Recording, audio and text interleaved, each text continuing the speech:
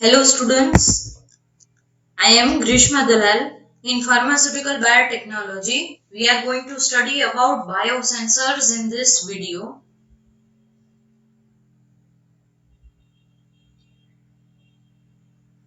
So first of all, we will go through the introduction as to what biosensors are and how they are helpful in pharmaceutical industry. So the word biosensor itself was coined by Kamman. You can pronounce as per your convenience. According to IUPAC, biosensor is an independently integrated receptor transducer device which is capable of providing selective quantitative or semi-quantitative analytical information using biological recognition element. This definition may sound a little bit complicated, but it is quite easy to understand. It is basically a type of a device, right? Now, what type of device? It is an integrated receptor transducer device which is capable. What is its capability? It is capable of providing you either quantitative or semi-quantitative analytical information using biological recognition elements. So now essentially it is an analytical device. This is another way of understanding what biosensor means. Essentially it is an analytical device which incorporates a biological or biological derived recognition element to detect a specific bioanalyte integrated with transducer to convert a biological signal into electrical signal. So inside your body there are a lot of signals that one can get, right? So what does this analytical device do? Please try to understand this and listen very very carefully. Biosensors are the device. If you get into your biological system, they will identify those biological signals that come from any part of your body inside the body, and they will convert those biological signals into electrical signals. It is just like how one uses sonography, right? From inside the waves that are being detected and they are shown outside digitally. It is just like that, right? You will understand it clearly again when we go into further into deep. Let's see. There are different components in biosensor. You need to understand these component in order to understand the further working of biosensor. How does it work in biological system? Also, this is from GTO point of view. From GTO point of view, this is the most important question it is asked. So first of all, we will see about analyte. What do you mean by analyte? It is a substance of interest that needs detection. For example, glucose is an analyte in a biosensor designed to detect glucose. So now, are you understanding a little bit? It is a type of a device that will detect. For example, in people in with diabetes, right? They will need continuous monitorization of their glucose level. So it is like a substance which that needs to be detected, which needs to be checked. You can tell if you don't get detection, then it is a substance of interest that needs to be checked. For example, glucose is a type of analyte in biosensor that is designed to detect especially glucose, right? So it is analyte, right?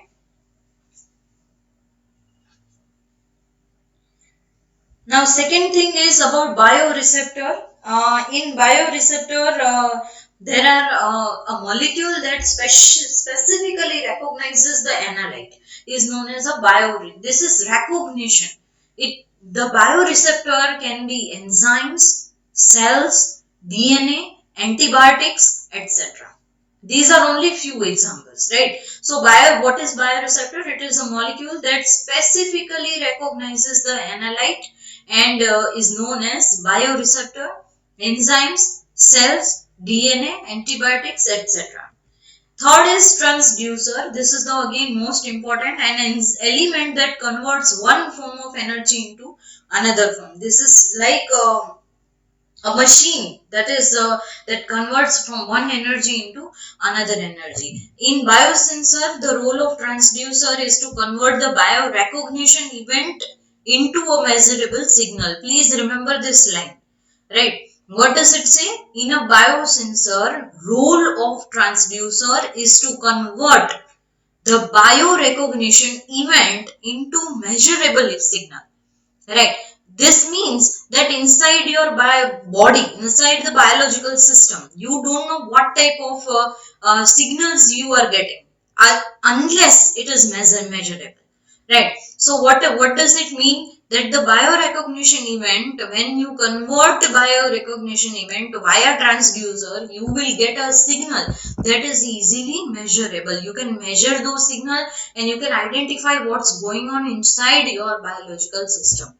This process of energy conversion is known as signalization.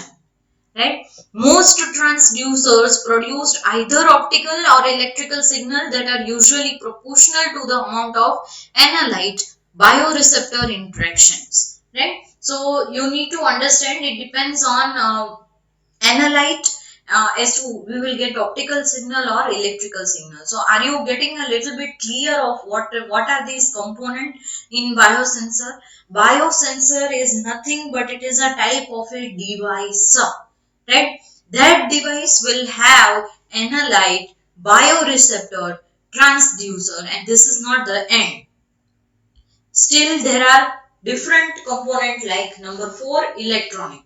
This is the part of biosensor that will process the transduced signal and prepare it for the display. Right? It is just like CPU. Right? Whatever, suppose in pen drive you have some information and you are sending this information, you are attaching it the pen drive to the CPU. Right. So that CPU will process everything and will show you as a display on the desktop. Right. So this is exactly like that way. This is a part of a biosensor that will process the signal and prepare it for your display. It consists of electronic circuitry that performs a signal conditioning such as amplification and conversion of the signal from analog into the digital form. The processed signals are then quantified by the display unit of biosensor. Right? So again I repeat, what is it? It consists of a circuit that will perform signal conditioning. Right? It will amplify your signal. It will convert your signal from analog to the digital form.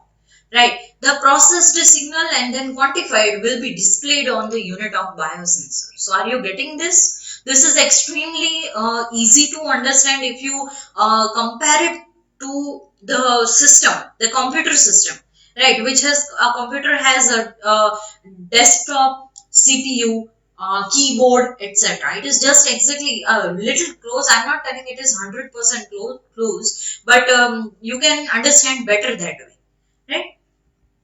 Now display. What about display? Here it comes. Here comes the desktop, right? But don't totally compare it, right? The display consists of a user interpretation system such as liquid crystal display of a computer or direct printer that generates numbers or curves understandable by the user. This part often consists of a combination of hardware and software that generates a result of biosensor in user-friendly manner. The output signal on the display can be numeric, graphic, tabular, or an image depending on the user requirement. So, are you understanding this? Here comes the another, what can we say, another instrument, right? That is printer. Now see, the display, you can get it, the display result by either on the screen. Liquid crystal is nothing, liquid crystal display, you can understand this, right? Or a direct printer, you can attach the printer and you can get graphs. If you remember in ecology also, you are preparing some sort of graphs, right? So here also via printer you can get some of the graphs, either they are numbers or they are curves, so that a user can understand it better way. And this way, this part, it can have either hardware or software, that both are involved, or combination of both are involved in generation of the result that are ideally user friendly, right, for the user. The output signal on the display, as I mentioned again, it can be numeric, graphical, tabular, or an image, depending on what you want, what user wants, right? So these are some of the components, but still, before going further into working, I want to make one thing clear about this biosensors. These are devices, right? So device definitely has some sort of ideal characteristics, right? So I would like to go, before I go into working, I would like to go into characteristics of biosensors. What are the characteristics? They are linearity, sensitivity, selectivity, stability, and LOD, limit of detection, sorry, right? So characteristic of biosensor is linearity. What do you mean by linearity? It is defined as maximum sensor output signal that can be detected by the sensor. It should be really high to detect substrate concentration, right? So please understand, try to understand this. If you don't get signal, it is common sense, if you don't get a signal, then how will you measure it, right? So linearity, biosensor instrument or device should have linearity in them. Then comes sensitivity. It's magnitude of electrode response per unit substrate concentration. So its response, it should have a good response in order to give you a good signal, right? Then selectivity, the electrode response in presence of other interfering chemicals or foreign material, it should be minimum chemical interference with target. It should be minimum for biosensor. So you need to understand this again, that it is about selectivity. You are it is not like you are, if you are detecting something else, it should not detect something else, right? If you are focusing on any one enzyme or any one DNA, then it should focus on that same DNA, right? So it is like an interference. It, in biosensors, interference should be minimum as possible, right? It should not create hindrance to the target, right? Next is stability. Obviously, over the time it should be stable. And limit of detection, that is LOD, the lowest quantity of substance that can be determined from absence of substance. That is called blank signal. It can be calculated from mean of blank and its standard deviation. So you need to understand the limit of detection, that how much lowest quantity of the substance you can detect via biosensor. So these are five major categories of biosensors: linearity, sensitivity, selectivity, stability, limit of detection. So please remember these characteristics. These may be asked in your MCQ exams also. And I apologize for not not considering this characteristic of biosensors in this video. And I'll make sure that this is written in description. So please read those characteristics well, right? So now we are moving further to working as to how this works. It is very interesting, and you will learn it really amazingly as to how biosensors work. Now see, biosensors are operated based on principle of signal transduction, right? So what do you mean by signal transduction? First of all, signal transduction is what you get, what signals you are getting. By that you will identify how the signal is modified, right? So let's see the components. These are basic necessity. These are the prime components that are used, right?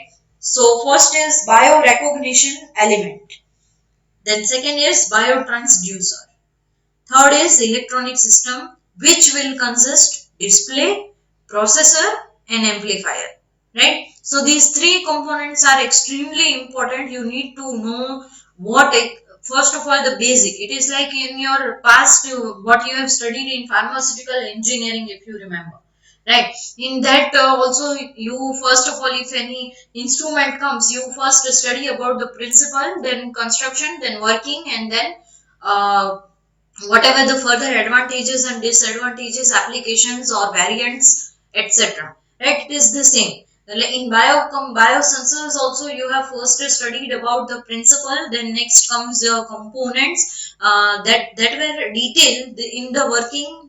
These three are the basic that any biosensor should have. So working of biosensor, you can see here this figure, right? It is not at all complicated, and you can mention, you can draw this if there is any written exam, right? Working of biosensor, first understand this in pictorial way, right? Before going into the theoretical language, right? So now as you can see, there is a analyte, right? From going, if you see from left to right, right, to your, I think it must be right, right, but first of all from going left, you can see there is written analyte, right? From analyte, these analytes, then it is first, second is written bioreceptor, third is transducer, fourth is electronic, and fifth last one is display, right? So you understand this and look at the down there is written in collectively biorecognition, signalization, and quantification. So this is, understand this inside. Now first we are going through bioreceptor, right? In bioreceptor you can see enzyme, cells, apetamers, DNA, nanoparticle, right? So now bioreceptor, in bioreceptor they can be anything. What? Bioreceptor can be either enzyme, either cells, either apetamers, either DNA, either nanoparticle. Right. Now you might be wondering what apetamers, because others you might have heard, but apetamers is new for you. So I would like to clear here. Apetamer is a term that was coined by Andy Ellicton. It is derived from Latin terms aptus, meaning to fit, and meros, meaning part. Fit, part. Apetamers are single-stranded DNA or RNA molecules, and apetamers assume a variety of shapes due to their tendency to form helix and single-stranded loops. Hence, they are extremely versatile and bind targets with high selectivity and specificity. So, these are nothing but a single-stranded DNA or RNA molecules, but they have capability of changing shapes, right? So bioreceptor can be anything: enzymes, cells, apetamers, DNA, nanoparticles, etc. Whatever. Now, in presence of light, heat, pH change, mass change, whatever, in that bioreceptors, what will happen? Bioreceptor, these all bioreceptor will first come into the contact to light, heat, pH change, mass change, and soon they will get converted into transducer. They will come in contact. It will not convert, they will come in contact to transducer. Transducer examples are photodiode, thermistor, pH electrode, quartz electrode, anything. It can be anything. It is not necessary that these things you can use collectively, right? You can use anything. Now when they come in contact to transducer, till this it is called biorecognition phase. What? Transducer recognizes the bioreceptors and or analytes, right? These you can, enzyme, cell, apetamers, DNA, nanoparticle, these you can call as analyte, right? And but what is the use of transducer? It will recognize those analyte, right? Now going further, there will be signalization, right? Transducer will identify biological signal, and that signal they will push. Transducer signal will push or pass to electronic, right? And in electronic, conversion from analog to digital signal will happen. This phase is known as signalization, right? The second phase is known as signalization. Now going next, what will happen after the conversion? Electronics, you will get a display, process display. It can be anything, and this is known as quantification phase. In this phase, the display is the final result. You will get it in any way. Either you can get it in graph, matrix, tabular form, or you can even get a picture, whatever the user requirements are, right? So this is the basic working of biosensor in a pictorial way. Now we are going to theoretical. The biorecognition element is essentially a bioreceptor like enzyme, DNA, cell, antibody is immobilized by conventional method. First, what do you need to do? Immobilize. Again, here comes the question. Do you remember what is immobilization? What do you mean by immobilization? Enzyme immobilization is nothing but restricting the enzyme molecules to a solid support matrix different from one in which substrate or product are present. So you are restricting something, right? Then this is really important to understand. This immobilized biological material in contact with transducer and allowed to interact with specific analyte. So basically, your analyte and transducer will come in contact, right? Next, this transducer will measure the heat, gas, electrons or hydrogen as a result of interaction and will give you or give out the signal. The intensity of signal output is proportional to concentration of the analyte. The signal in then is then amplified and processed by electronic signal. So the intensity of the signal is directly proportional to the concentration of analyte and the signal is then amplified and processed by electronic system. So now next is advantages. What are the advantages of this system? It is rapid, continuous measurement and it has high specificity, very less usage of reagent required for calibration, fast response. So these are some of the advantages. What are the advantages? Rapid and continuous measurement, high specificity and also last but not the least is ability to measure non-polar molecules that cannot be estimated by other conventional devices. So now we are going to see types of biosensors. First is enzyme biosensor, whole cell biosensor, immunosensors, DNA biosensor, magnetic biosensor, thermal biosensor or calorimetric biosensor, piezo or piezoelectric biosensors, optical biosensors, amperometric biosensors, potentiometric biosensors, and last but not the least, conduct metric biosensors. So these are the types of biosensors that are available in the market and some of them are produced or were discovered by some of the scientists. So let's see one by one. Enzyme biosensors are first enzyme based sensor was prepared by Updike and Hicks in 1967 and these biosensors have been devised on immobilization method, that is adsorption of enzyme by van der Waals force, ionic bonding or covalent bonding. I hope you know what do you mean by van der Waals force, ionic bonding or covalent bonding, right? Now, the commonly used enzyme for this purpose are oxidoreductase, polyphenol oxidase, peroxidase, and amino oxidase. These are types of biosensors, right? Now, second is whole cell. The first microbe-based or cell-based sensor. Please remember this first uh, as to why they were prepared, right? The main rationale or main aim to prepare these type of biosensors, this may be asked in your exam, MCQ exams or in theory exams. The tissue based sensor arise from plant and animal sources and analyte of interest can be inhibitor or substance of these processes. Immunosensors.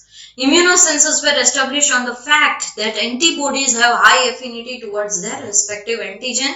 That is, the antibiotics specifically bind to pathogens or toxins or interact with component of host immune system. DNA biosensors. These were devised on the property that single-strand nucleic acid molecule is able to recognize and bind to its complementary strand in sample. The interaction is due to formation of stable hydrogen bond between the two nucleic acid strands. Next is magnetic biosensors. Miniaturized biosensor detecting magnetic micro and nanoparticle in microfluidic channel using magnetoresistance effect have a great potential in terms of sensitivity and size. Also thermal biosensors, or you can call calorimetric biosensors, these were developed by assimilating biosensor material as into physical transducer. Piezo or piezoelectric biosensors, the quartz crystal microbalance and the surface acoustic wave device, they are based on measurement of changes in resonance frequency of piezoelectric crystal due to mass changes on the crystal structure. So these are dependent on what? Quartz crystal microbalance and surface acoustic wave, right? Optical biosensors consist of a light source as well as optical component to generate a light beam with specific characteristic and modified sensing along with a photodetector. Optical biosensors are devices that utilizes the principle of optical measurements. Amperometric measure either current or potential resulting from chemical reaction of electroactive materials on transducer surface while a constant potential or current respectively is applied. The change in current is related to concentration of target species. Working electrode of amperometric biosensor is usually noble metal. In an amperometric biosensor, application of potential current, typically nanoampere to microampere, due to catalytic conversion or absorption of protein that occurs at electrode surface is measured. And glucose biosensor is really good example of amperometric biosensor. Potentiometric, you can detect potential from chemical reaction when constant color current is applied, and these can also measure species such as pH, H plus, NH4 and ions as well, biomolecules including glucose, urea, penicillin. ISFET, ion selective field effect transistor, are low cost devices that can be used for miniaturization of potentiometric biosensor. And a good example of ISFET biosensor used to monitor intramyocardial pH during open heart surgery. It is really good example and you can search in Google also. Conduct metric biosensors, there are several reactions in biological system that bring about changes in ionic species. These ionic species change or alter the electrical conductivity which can be measured. A good example of this is urea biosensor utilized immobilized urease. These urea biosensors are very successfully used during dialysis and renal surgery. Applications. So now collective applications of biosensors are in food processing, monitoring, authenticity, quality and safety. Like it can be used to detect the aging of beer using enzymatic biosensor based on cobalt phthalocyanine. Then detection of pathogens in dairy industry, in determining quality of food, in monitoring key analytes like glucose. Next is in fermentation process, like to monitor presence of products, biomass, enzyme, antibody or byproduct of the process to directly measure the process conditions. Glutaminase based microfluidic biosensor chip with a flow injection analysis for electrochemical detection has been used for detection in fermentation process. Environmental feed in detecting pollutants for measuring concentration of various metal ions by specific protein concentration or by using genetically modified organisms used in BOD measurements during wastewater treatment. Biosensors are used in the detection of polyachromatic hydrocarbons present in water. Medical field used in both clinical and laboratory use in medical care. Tumor cells are used as biosensor to monitor the susceptibility of chemotherapeutic drugs. Used to monitor the manufacturing of pharmaceutical compound, organ replacement procedures such as artificial pancreas replacement in patients with diabetes. Biodefense biosensing, like in military purpose at times of biological attacks. The main motive of such biosensor is to selectively and sensitively identify organisms posing threat in virtually real time called biowarfare agents, namely bacteria, toxins, virus. So that's all for today. Next lecture we are going to study about protein engineering. So make sure you go through that video lecture too. Thank you so much.